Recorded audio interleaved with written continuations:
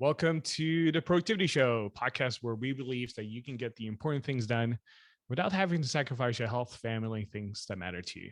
My name is Tan. I'm the founder and CEO of Asian Efficiency, where we help people become more productive at work and in life. And normally I'm joined by my co-host, but today I have a very special guest.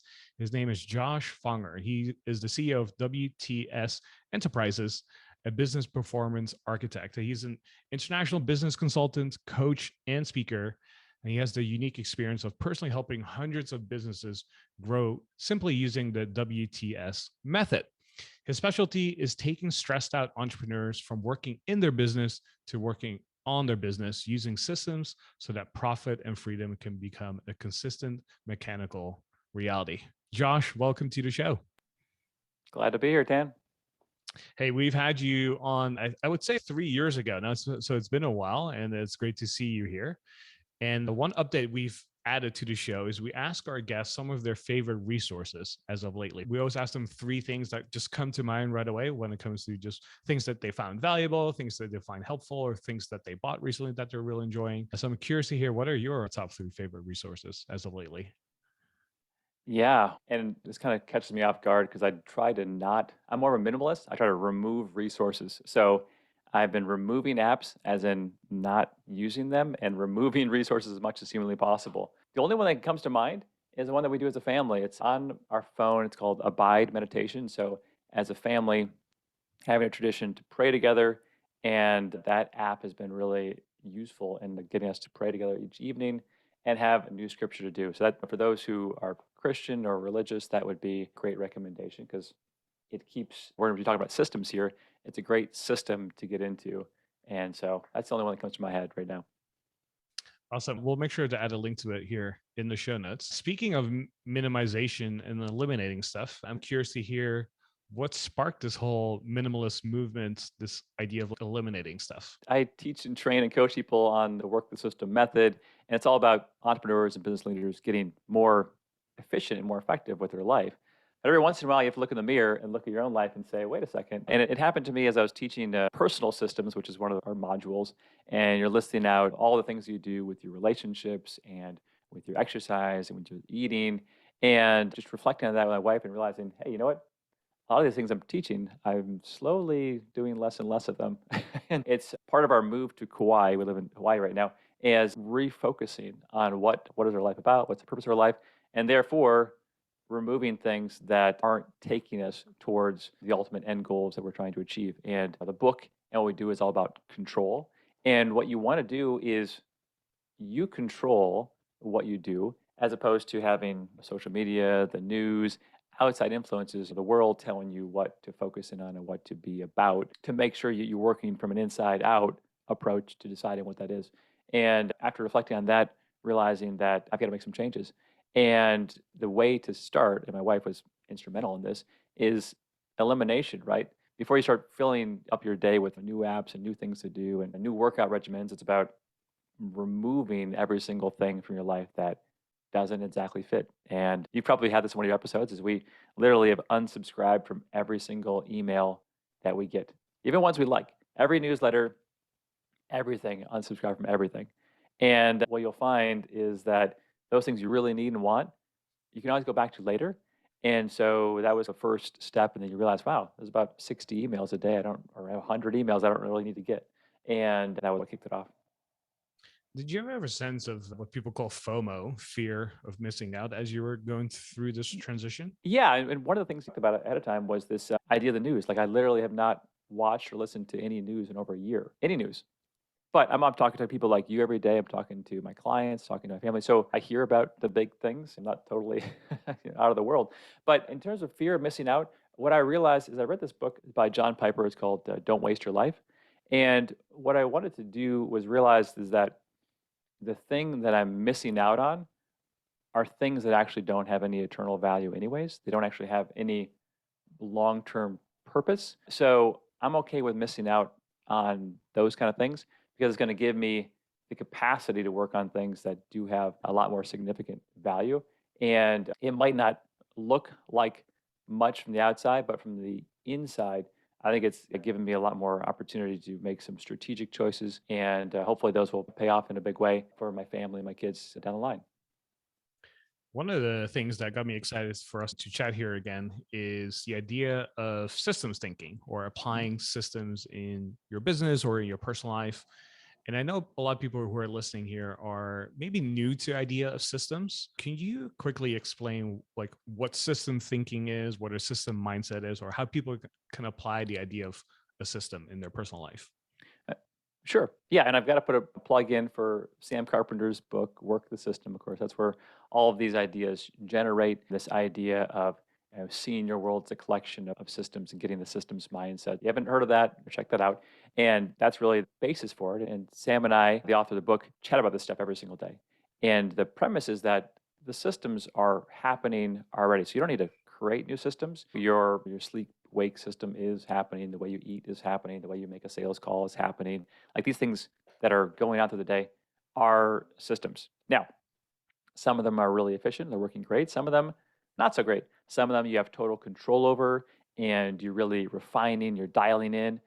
Other ones are happening and you're just reacting to and you're passively being swallowed up by the system that's happening. It could even be a bad relationship. You're like, wonder why it keeps happening this way. And then you realize, oh, wait, this relationship is made up of separate components, which are systems. And I can work those systems, the different inputs. Those different inputs typically, usually in this world, produce consistent outputs. And then realizing, okay, if I want to define the end goal of, let's just say, again, a relationship, for instance, what is the end goal of that? Like for my sister, she lives in Louisiana. I live in Kauai. We live pretty far apart. And we want to have a relatively good relationship. But we're not going to be like hanging out together and being best friends and because we're of the distance, right? And so we have a system of calling her every 2 weeks just to catch up. That's a communication system, which is going to allow me to keep a certain kind of relationship I want to have with my sister. And it's something that I've built so that even though I've lived in a different state than her the last 20 years, we can still have a good relationship. So it sounds like the big idea here is that if people aren't familiar with systems, the realization is that everything is a system in a way. Exactly. Yeah. People always come to us and say, I need to build some systems for my life. Well, you already have them. You just need to work them. And the process of working them is to get out of the overwhelming nature of that this whole world is made up of systems. The sun goes up, the sun goes down. It rains, but then it evaporates, and there are systems going on. And it's to see them and then to realize, okay, I would like to be healthier. Okay, well, there are some certain components that make up quality health, whether it's sleep or exercise or diet, these various things. And I'm going to now be intentional, take control. One of our phrases is control is a good thing, as opposed to being out of control. You want to be in control of your systems. And so now that you've recognized this health system, what are the components that make it up? Now, how do you take the daily actions, the weekly actions, the monthly actions to get in control of those systems so you get the outcome you want, whether it's a bodybuilder or just to have a long life or to run a marathon? You set those end parameters and then you work your systems to get those parameters. And I think that most people, they don't see it as a system. They just see it as, oh, here's a goal and here's some tasks to go about making that goal happen. And we see it as building systems because systems actually endure and last. And in a business sense, systems are easy to transfer and train and they're more scalable, right? So when we're building enterprises, we can actually take those and document them and therefore make operations grow. I think that's where a big opportunity is for a lot of people. Like you were saying, um, I think entrepreneurs, business owners are very familiar with the concept of systems, or if you work in corporate, you might hear the word process. There's a process for this is how we do things. This is the process for X, Y, and Z.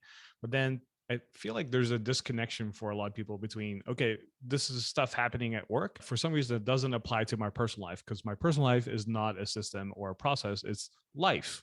What would you say to that person? I think that they have at work, you want to get fired at work, right? So you want to be productive, at least while the boss is watching, right? You want to do quality work and be consistent. Taking that discipline and rigor to your personal life, just like in business, okay, so you're an employee, you're taking that rigor because you don't want to get fired, you want to get raises or whatever else. You're going to have a good outcome because you are working hard. You can work hard at your personal life too, in terms of working hard to get a great night's sleep, working hard to relax because you're actually intentional about it. And I think that's maybe the difference is people, once they leave work, it's just about, I don't know, I guess just reacting to the situations of life and also trying to recover from work. And so they do that through whatever's easy and fast, whether that's social media or TV or going out to eat or whatever that might be, whatever's easy and fast, as opposed to what do I want to accomplish, like a business sense, what do I want to accomplish with this time? And that's intentional with my vacations, intentional with my breaks, intentional with the things that I do. For instance, one of the systems that we do as a family is we have some goals about relationships with our kids. We have some goals about getting out in nature. We have some goals about our marriage. We have some goals about a cohesive family life, all these different goals.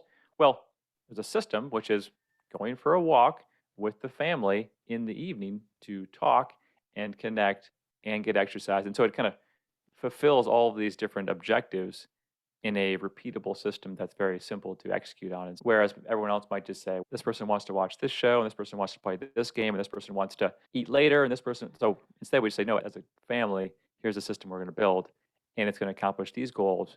If we work it 5, 10, 20 years down the line, that we have to be intentional about. And that's a big thing about systems thinking is that you build a system when you actually do have a future objective and you do have a future ambition that's high. If you have no future objective and you have no future ambition that's high, you're going to just say, what do I want to do right now? Oh, I want a pizza. I'll get a pizza. Or I want to watch a movie. I want to watch a movie. And you're not thinking about the long term because systems building is about long-term building, whereas being reactive is much more about emotional decision making and really just what's coming at you at the time. You're much more susceptible to, I would say, advertisers and marketers that way. So one thing I find interesting is what you said there is the idea of, okay, we want to aim for the future. We have a future goal or something that we're trying to accomplish. But I know a lot of people that I work with, and I'm sure you've seen this with clients you work with, they're in a situation where things are growing very fast. And maybe their company is in a high growth phase. Company culture is all about working hard, breaking stuff, things are moving along.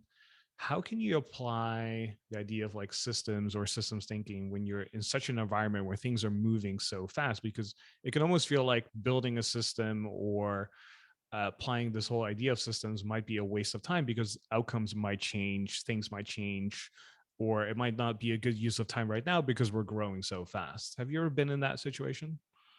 Yeah, definitely. Yeah, and I would say that the rigor of systems building, like as a client I have right now, where they're going to go public, and so they have extreme rigor around their systems. They're going to have thousands and thousands of employees, and everything has to be done exactly the same way.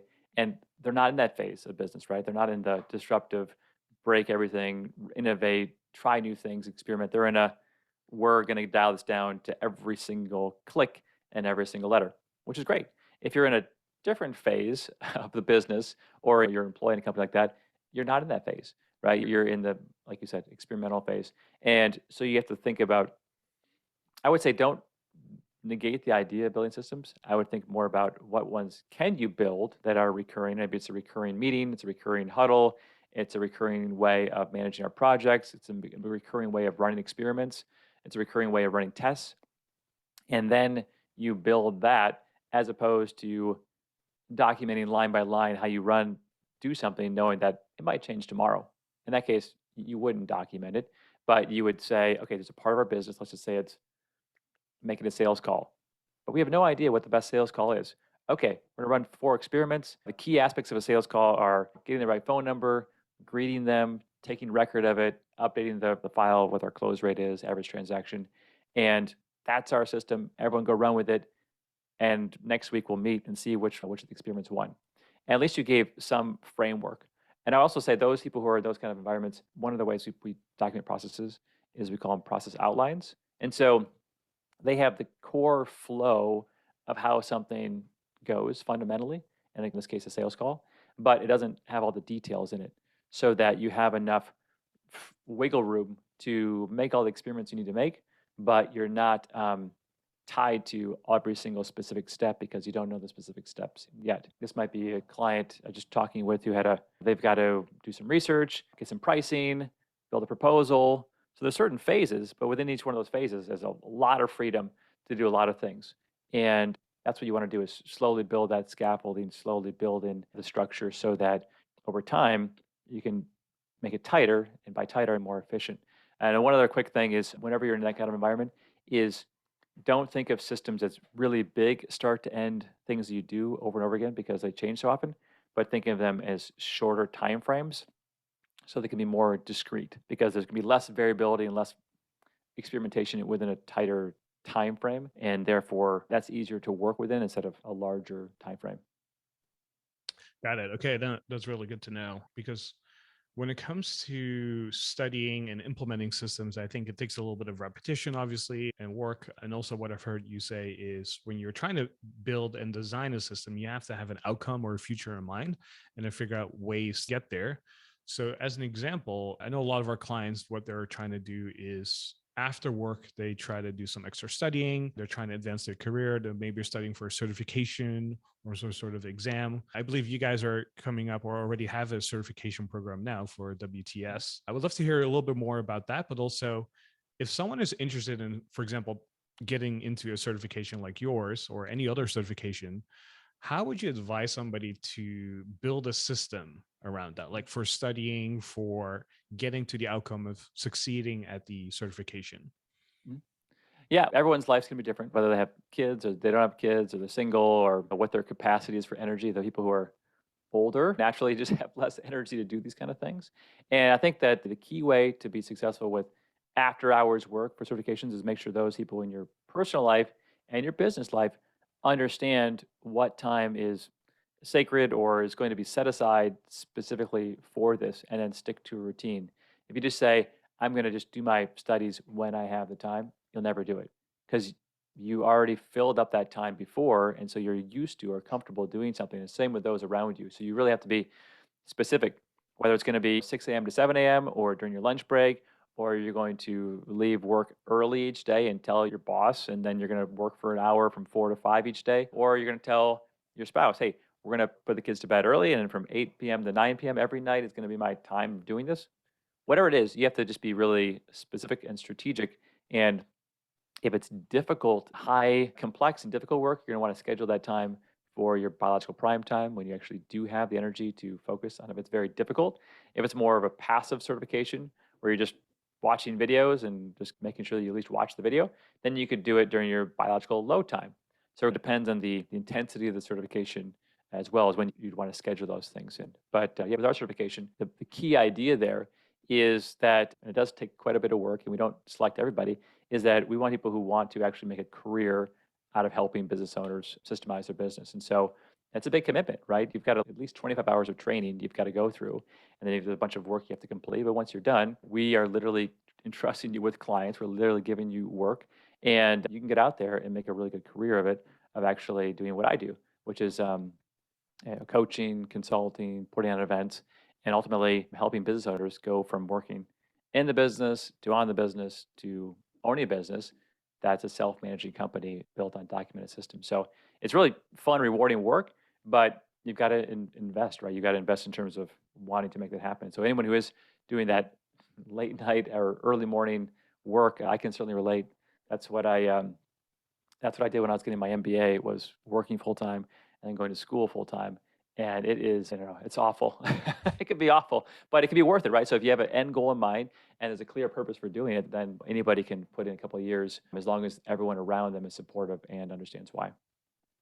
So, what would a typical day look like for you as a W2S certified coach or consultant? You were saying how a lot of times you have clients who are entrepreneurs or business Uh, owners, right? So, do you have to be a business owner or former business owner to be good at helping other business owners with their processes and systems? It can help or it can hurt you, right? So it can go either way. A lot of our clients want someone who's going to hold them accountable, who's going to manage their project of getting the systems built and can teach them the methodology. And so anybody can do that, right? Now, in terms of giving them strategic, intuitive advice that maybe an entrepreneur would know because they've gone through the ups and downs of startups and failures and those kind of things, you wouldn't be able to give that kind of advisement. And so, what we've done purposely is made ours a certification, not a franchise, which means once you're certified, you can build the kind of business you want around this methodology. So some people, they get certified and they built custom software. Some of them got certified and they've only focused on one type of industry or one type of business type. And other ones, we just got Dawn, she's got certified and she just loves productivity and efficiency and personal productivity. And so she's focused entirely on the productivity aspects of our methodology and trying to teach and train that to owners and employees and corporations. So there are a couple of different ways you can slice it once you have been fully certified. And so we let those who are previous entrepreneurs maybe go more of the route of, true business consulting where they're fixing companies just like their own. And then ones that really have a niche that they're focusing on to focus on that. Maybe it's people systems because they have a background in HR, or it's growth systems because they have a background in sales and marketing, or it's fulfillment systems because they have a lot of operational or quality control or customer service background, and then they can really focus on that aspect of the work system method. Awesome. I really like that people can self-specialize in a way, but using the methodology and the credentials to say, hey, that I understand systems and processes, and this is how we can apply that in this industry or this type of business. That makes a lot of sense. Yeah. Yeah. So when I was gonna say, so when I started off as a consultant in my 20s, I didn't know anything about anything in terms of running the company. But what I did know was more than the clients I was working with regards to a specific aspect of their business. So when I'd fly in, I would help them with their sales, or I'd help them with their merchandising, their pricing, or building out budgets or financial controls or whatever it might be. And it was because they hired me for specialized knowledge in something that they were weak in temporarily. And then over the years, after working with a lot of entrepreneurs and having my own company, now I can speak to more global and more strategic and more like advisory level topics. But that's not where I began.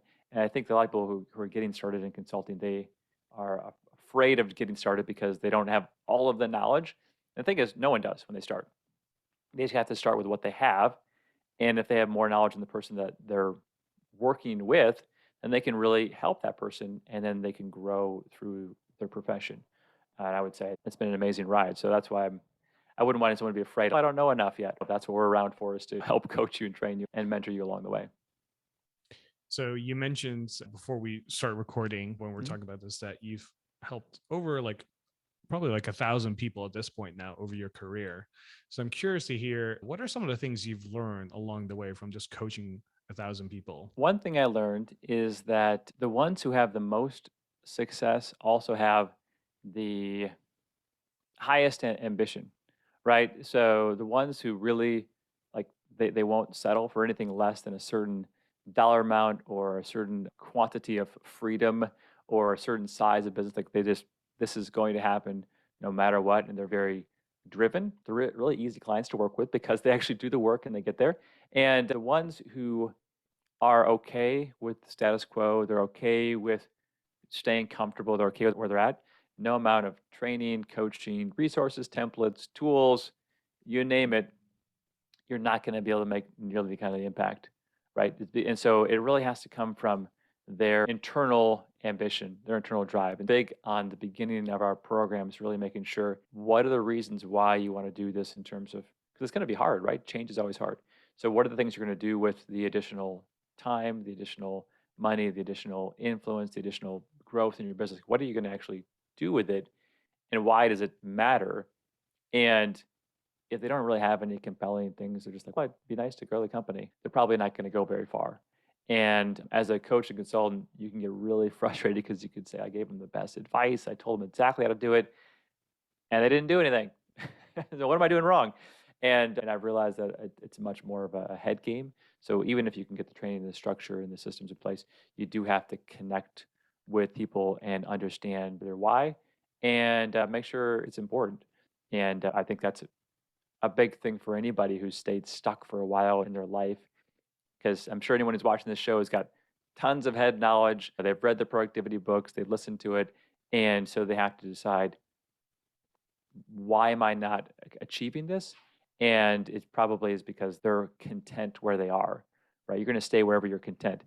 But if you're really, really discontent where you are, then you're more likely to make a change and make a move. And so part of what I do more and more as a coach is try to ask the questions that make people uncomfortable and turn the screws a little bit to say, I know you're here and you're successful compared to 99% of people, but are you happy here? Do you really like where you're at? Do you enjoy this? And then hopefully make them feel uncomfortable enough to get to where they really could be. And I know that's the kind of people you probably enjoy working with. That's who I enjoy working with too, is pushing those people to that next level. So what I'm personally curious about then is since you've coached and helped so many people, what was Josh like before coaching 1,000 people, and then Josh today after coaching 1,000 people? What's the difference there? I don't know. More gray hair, and more kids. Yeah, I think that the wants to be as wise as they can, as young as they can. I think it's whatever. That's a great goal. But I think that some things just have to be learned through time. And one of the things I just mentioned, like that, I didn't understand. I thought if I just did it right, my clients would listen to me. But really, experience and wisdom come through time. And I think the other big shifts for me over the years has been realizing that execution and what you know is way more valuable than knowing more. And when I was young, there's a bookshelf before me. I just threw away, didn't throw away, donated like 100 books, right? So trying to get less stuff in my brain, but just do the stuff that I know it's in my brain that actually works.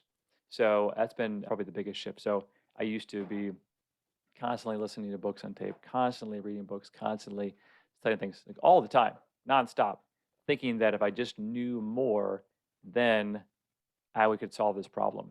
And now I'm realizing that that's not my problem anymore. My problem is just execution on what I know. And so spending more time on trying to execute on what I do know as opposed to knowing more things. And that's probably the biggest shift. And I think that's why one of our biggest taglines is that we help owners simplify, systemize to create powerful growth. And so our goal is not to fill their head with a bunch of new things, but to realize that they probably already have way more than they need anyways. It's just more about execution. And so that's probably the difference between Josh, old Josh, and new Josh. And one of the things I've heard as my last question here today is you have systems in your family. Like you were mentioning, like you have systems for how you do things as a family together. So I'm curious to hear what are some systems that you've created over the years as a family unit or things you do in your household that you think other families should use? Yeah, there's certain rhythms, right? As in, so we homeschool and I work from home. So we have a lot more opportunity to do stuff than probably most people. So whenever we have the ability to do something as a family, we do it as a family. So literally going out on running errands as a family, as a cohesive unit, exercising as a family. So if I'm going to do something for work, why not do it with everybody as opposed to just by myself? So we've been big on not trying to separate for all the different activities we do. So if one person wants to watch a show, we're all going to watch the show together. If one person wants to read a book, we're all going to read a book. So my oldest son really is into writing right now. So he just finished writing a book. So instead of me reading his book, my wife reading his book, we're just reading it together as a family and just enjoying that. So I think that the more you can do, whether it's entertainment, exercise is a big one. So instead of each of us kind of doing our own exercise program, the routine that we have is that I exercise with my kids at the park. So we try to do things as a family unit as much as possible. So otherwise, everyone can really get into, hey, I like to eat this and they like to eat that. So we eat separately. We do a family meal together.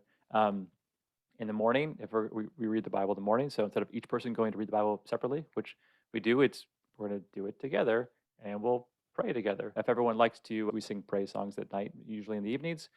We do that together instead of isolated. So I think it's much more about trying to prevent all the different corridors for isolation that can happen throughout a day. Because now that you have a cell phone that literally can give you whatever you want, whenever you want, in terms of entertainment or education or news or whatever it might be, it's so easy to have everyone go off into their alleyways where they have fun. And we've tried to instead say, what can we do that is enjoyable together, eating a meal together, instead of just having my wife, she's an amazing cook, having her just cook a meal.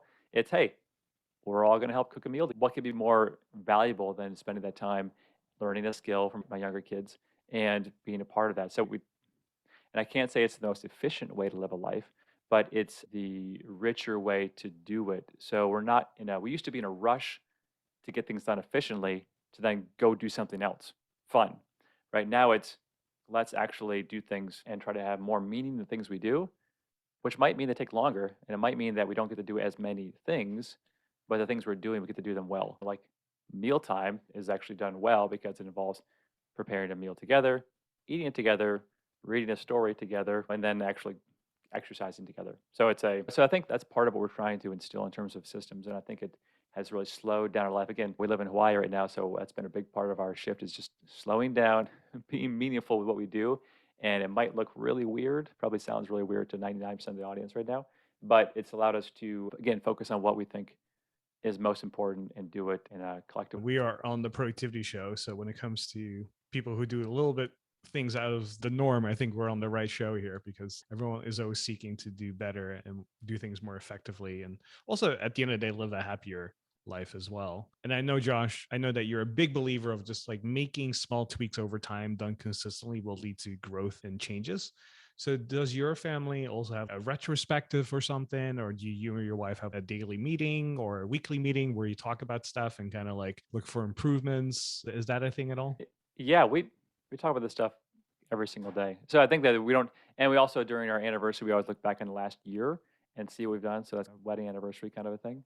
But in terms of systems, each morning when I'm drinking my coffee, I will write the checklist for the day, which has every half hour of the day planned out from waking up to going to bed for everybody, which might sound really weird, really anal, but like literally everyone in the day, everyone knows what everyone's doing every half hour of the day.